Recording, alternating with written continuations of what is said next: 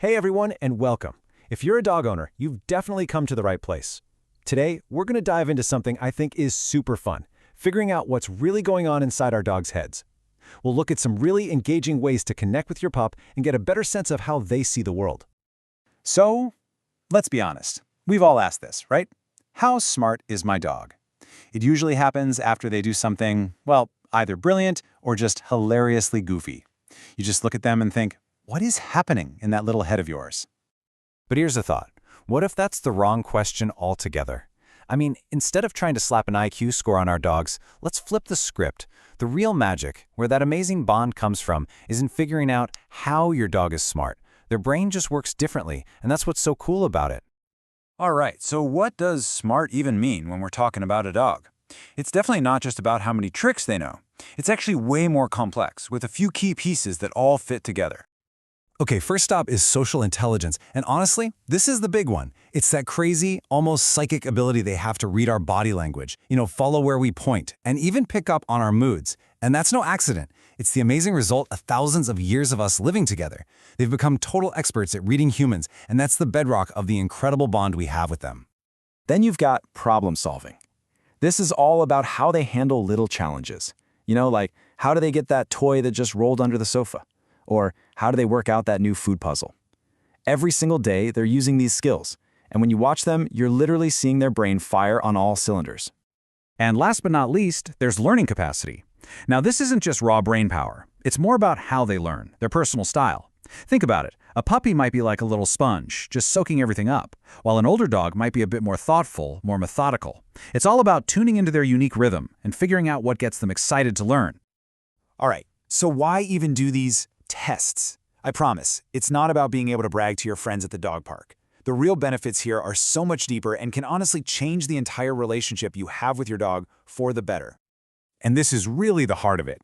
Once you get a handle on how your dog's mind works, your training becomes so much more effective and way more fun for both of you. You're going to foster a much deeper bond. And this one is huge. You can prevent that boredom that leads to, chewed up shoes and holes in the backyard. It's all about giving them that mental workout to boost their overall happiness. Okay, now for the really fun stuff. Let's talk about some games you can actually play. And I want you to really focus on that word, games. This is all about having a good time, positive vibes only. This is not a final exam.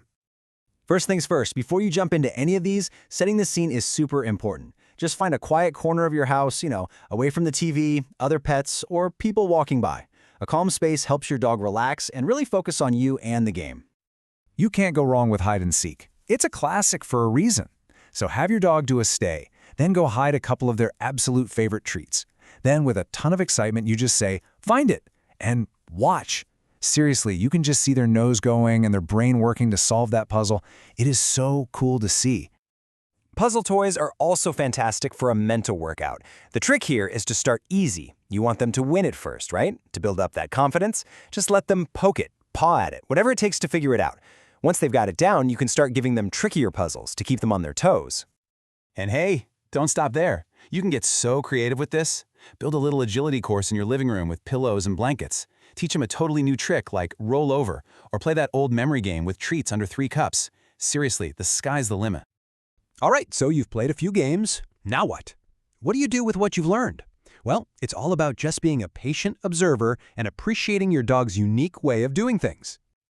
Okay, if you remember one thing, let it be this. If your dog is struggling, it does not mean they aren't smart. It probably just means that particular game isn't their thing. Maybe your dog isn't into puzzles, but they're a genius with their nose and can find anything. The goal here is to learn about your dog, not to grade them. And this is so important. You've got to adapt these games depending on your dog's age. For a little puppy, their attention span is tiny. So keep it short, keep it fun. Something like hiding a treat under a cup is perfect. For an adult dog in their prime, you can level up the difficulty, maybe with more complex commands. And for our awesome senior dogs, you want to go for gentle, low-impact stuff like scent games that keep their minds active without being too hard on their bodies.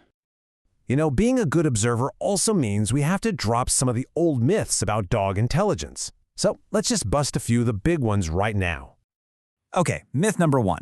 The idea that big dogs are smarter than small dogs. Nope, it's just not true. Research has shown pretty clearly that there's no real connection between a dog's size and their smarts. Intelligence shows up in so many different ways. A little tiny dog can absolutely be as clever as a huge one. And here's another big one. Ever hear someone say a certain breed is stubborn or just plain dumb? That is almost always a misunderstanding of what that dog was bred to do for centuries. What we might call stubbornness is really just independence.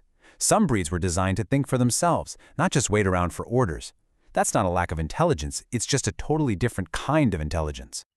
So once you start playing these games and you really begin to understand your dog on a whole new level, well, that's just the beginning. Keeping their mind sharp is this ongoing thing, and it's one of the most rewarding parts of having a dog.